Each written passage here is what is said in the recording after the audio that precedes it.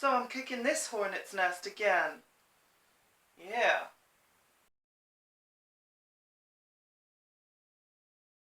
Hi everyone, Joy here, and today I'm going to talk about two things, TERFs and dog whistles. Now, for those of you who are new here or just don't know, TERF is an acronym and it stands for Trans Exclusionary Radical Feminist. I've talked about TERFs before when a group of them crashed to the front of the London Pride Parade in 2018. Now, for some reason, those videos that I've made about TERFs, links in the description, are the videos out of all of mine that I've made with the most views and also the ones that have earned the most negative comments. I mean, it's like the TERFs have nothing better to do than just search the word TERF in the search bar and then spew bile over the internet.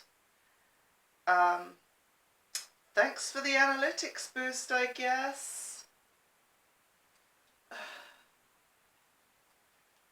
So TERFs are people who don't believe that trans people are the gender that they say they are and that sex equals gender, which it does not. And nobody is claiming that who is trans. Dog whistle, on the other hand, is a term used to describe language that is coded subtextually, like a hidden message of jargon that's aimed at and designed to resonate with a particular target audience, while at the same time also cleverly disguised enough to fly over the heads of those not in the know. i.e., you could call it a covert hidden message coded in reasonable sounding euphemistic language. Link in the description for one of my favourite videos on dog whistles. There's going to be a lot of links in the description for this video. So, how are these two concepts, TERFs and dog whistles, linked? Well, TERFs generally don't like to be called TERFs, preferring terms like radfems or gender critical. And let's not delude ourselves here. Gender critical means transphobic just as much as race realist means white supremacist racist. These are examples of dog whistles.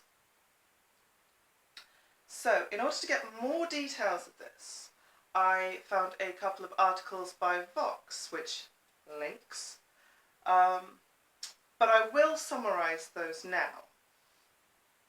TERF groups are working with conservatives to push their anti-trans agenda and could affect the outcomes of a civil rights discrimination case in which a funeral home worker came out at work as transgender and was fired 2 weeks later. TERFs treat trans women as predators and trans men as victims of the patriarchy, whatever that's supposed to mean, and presumably dismiss non-binary people like me existing altogether. They weaponize fear against trans women.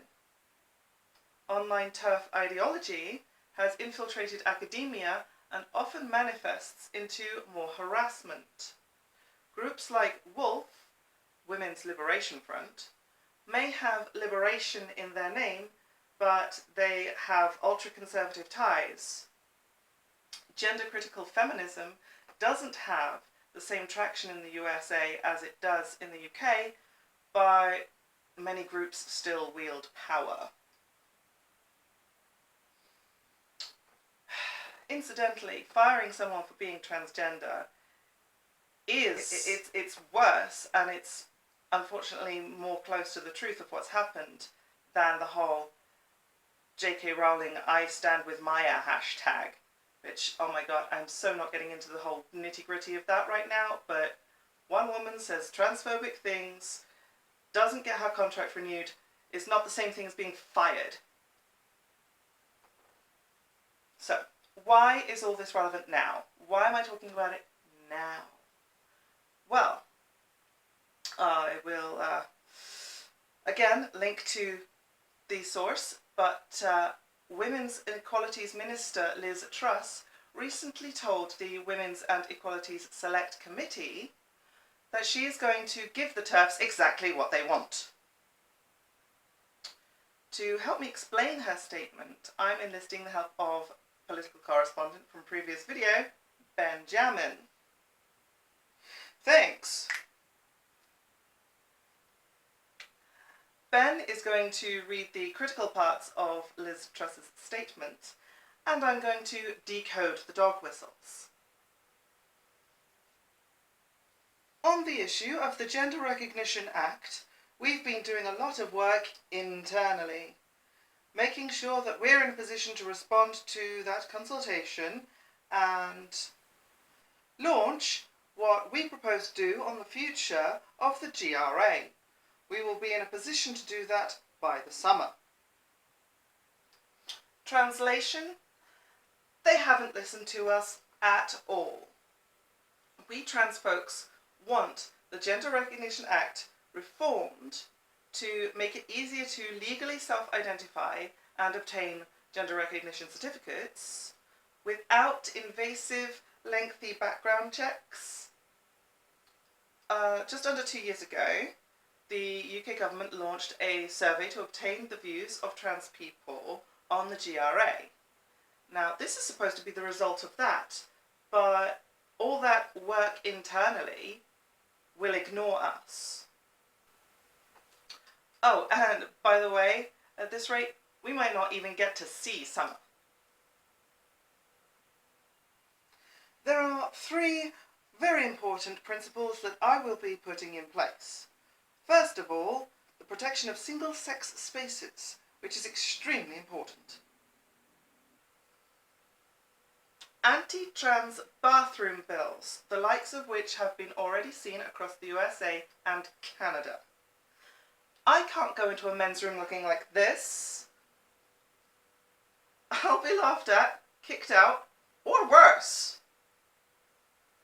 Now, what baffles me is, why do these TERFs not understand that trans people are statistically more often the victims of harassment in sex-segregated spaces, not the perpetrators? And don't even get me started on how ridiculous it is to think that criminal sexual misconduct only ever happens in public bathrooms and changing rooms. Secondly, making sure that transgender adults are free to live their lives as they wish without fear of persecution, whilst maintaining the proper checks and balances in the system. Gatekeeping medically sound transition procedures. At last check with the local gender identity clinic, their official response to the waiting time is that it's incalculable. However, extrapolating from the data available, we know that the waiting list is at least 3.5 years long, and that's just to be seen for an initial assessment. It takes much longer than that, even for hormones, surgeries, actual medical treatments. And that's before taking into account the whole 2020 disasterama.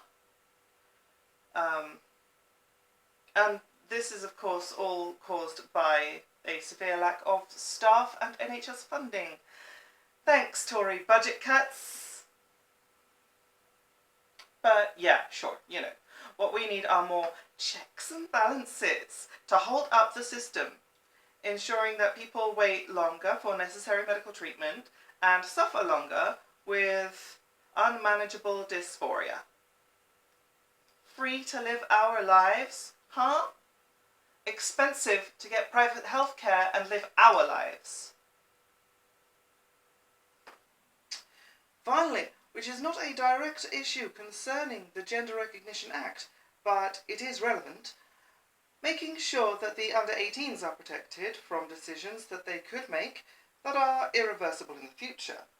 I believe strongly that adults should have the freedom to lead their lives as they see fit, but I think it's very important that while people are still developing their decision-making capabilities, that we protect them from making those irreversible decisions.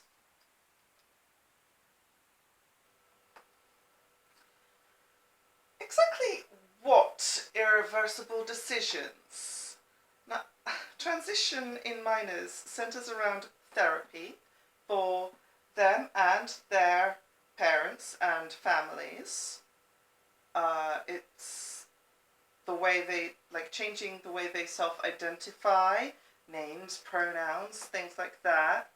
Changing the way they present, so clothing, hairstyles, makeup, etc. And for some, puberty blockers, the effects of which are completely reversible.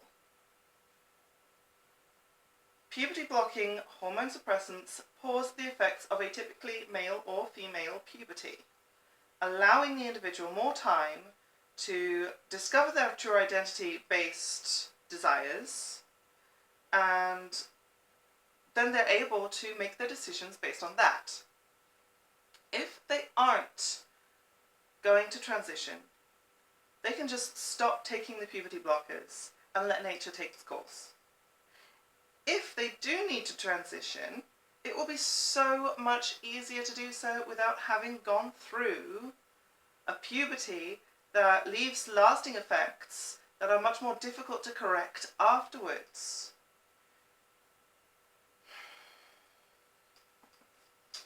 So anyway, I hope that you learned something about dog whistles and why they're dangerous, because these messages affect others.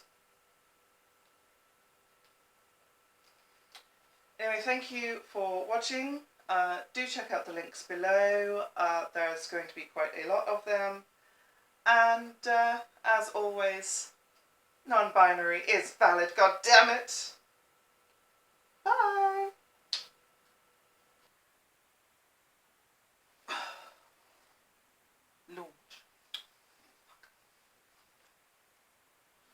Launch what I've...